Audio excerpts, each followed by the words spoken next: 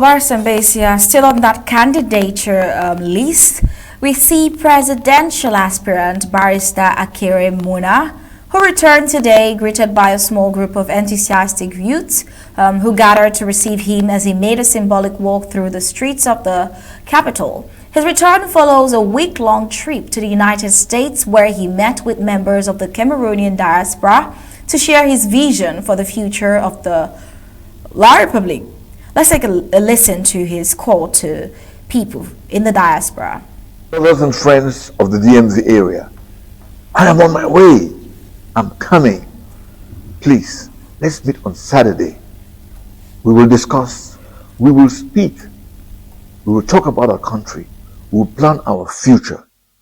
We will make sure the fact that you're American does not mean you're not Cameroonian. Let's meet. Let's join forces. Let's forge ahead. I'll be there. Be there for our country. Thank you.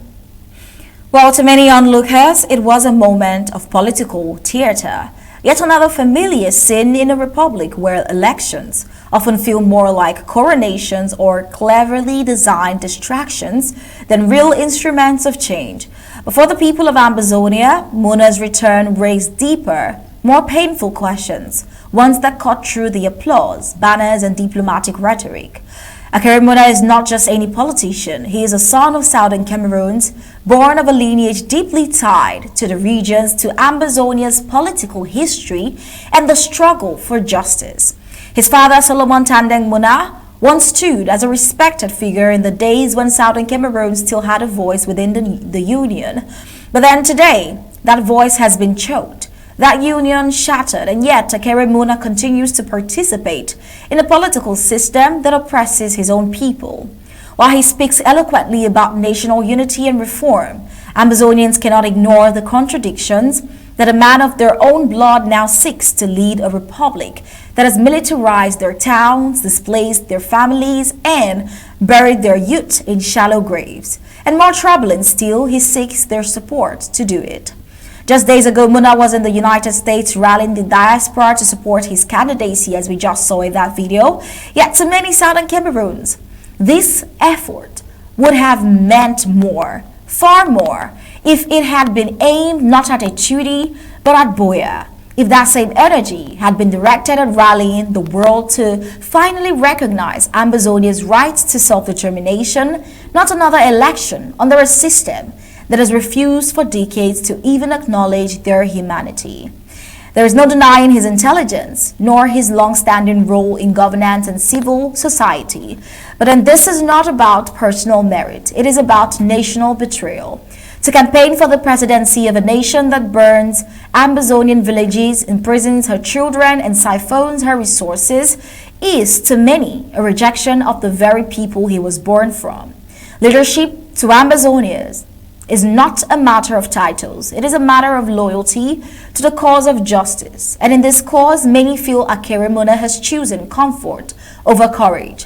There was a time he was considered a beacon of integrity. But as he walks the governor's street, shaking hands and smiling for cameras, the streets of Mamfe, Kumbo, and Akona are drenched in silence, smoke, and blood. Ambazonians are not blind. They are watching, and they are asking, what is the price of ambition when it comes at the expense of your people's freedom? What really is the price of ambition? His candidacy in this electoral circus, now boasting 81 presidential hopefuls, only adds to the confusion, while others are parading their audacity, some out of mockery and others out of fatigue. His participation cuts deeper because Ambazonians believe he should have known better. And in that knowledge they expect lies the betrayal Ambazonians feel about his involvement in the presidential elections. While Akere a man with a platform, history, and pedigree, to have championed Ambazonian liberation on the world stage, has chosen instead to play a part in a colonial drama written by those who silence his homeland. His heartwarming welcome in Yaoundé may comfort him, but it leaves a bitter taste in the mouth of many Ambazonians. And for them, the path to freedom doesn't lie in the streets of Yaoundé. It lies in the bold walk towards sovereignty, a walk that no longer looks back to the republic that denied their existence.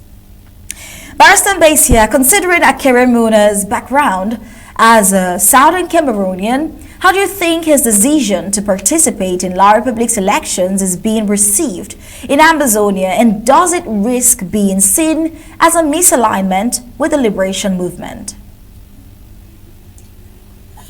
No, nobody would ever, even the Yaoundé people, those in the corridors of power in Yaoundé, can never mistake him for an Ambazonian now. You know, he's not an Ambazonian. It is Ambazonians who are mistaking him for an Ambazonian. He's not an Ambazonian. He doesn't belong to us. We are trying to make him one of us. And so that is the problem. Yaoundé knows him very, very well. He has lived in Yaoundé almost all his life. I don't know how many nights he has ever spent in Gimbo, in Bengui there, where his father built a house.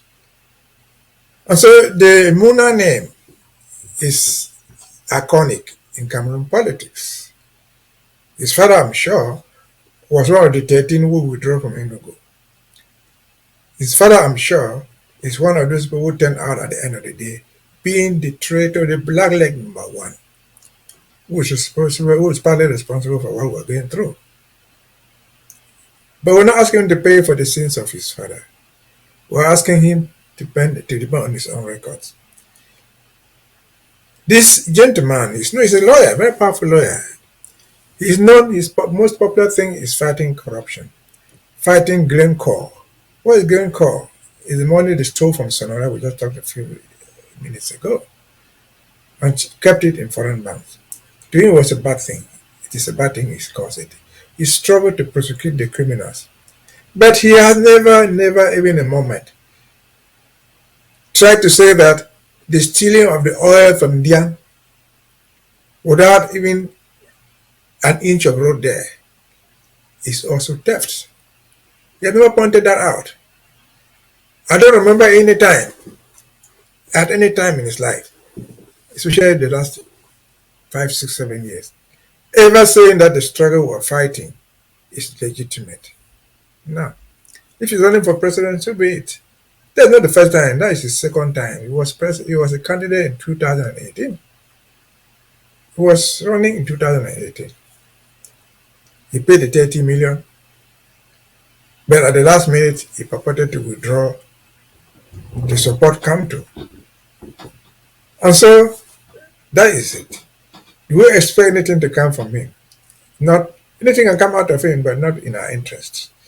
Because his history shows that he has never done anything in our own interest. As I've said, I don't know how many nights he has ever spent in Gembo, which is in Mengi, where their father built a house. I don't know where he has even heard there. His father remained in power, manipulated everything, but did not even as much as dig a road 20 kilometers from Bamenda to Mengi. Like father, like son, we don't expect anything from him. But again, he's not one of us. We are trying to force him to be one of us. And so he launches his campaign. He comes to the United States diaspora. Let us mean the DMV area, that is Maryland, Washington area. How many voters are there? Can he go and make his own campaign in Bengui, his own division of origin? Not even to talk about Bamenda. He will not, because that is not his interest. He is a man powerful, he's a lawyer, he has more than enough money. But as far as we are concerned, he has not shown any interest, any reasonable interest in what he can do to help us. Those 3 sentences he made there, let us go there and discuss the future. He did not outline, he did not tell us what was his future. If he had to give a press conference, he's a presidential candidate. He's selling himself to the world. He should have been able to say a few things more than that. Just coming to listen to him. If you don't go, you never listen to him. Now we'll heard him say that. More than the people who attended his whatever thing he heard in Maryland there. And so it's a joke. He's free to do what he likes. He's just one of the 81 candidates running. I'll be very, very surprised if he were ever to win. But even if he won, so be it. We'll know that we're meeting him in after October to negotiate the end of the struggle. Might be with his roots, the roots of his father and his mother, rooted somewhere in Bengui, somewhere in Ambazonia. Maybe you'll be more flexible on that negotiation table. But until then, we wish him good luck. He's not fighting for us. Over to you. Well, thank you, Barrister Mbeseha, for all of your contribution this day on Undaunted. It's been really insightful, and we hope to get you more on Undaunted, but with that, we have to call it a close with you. Thank you for joining in.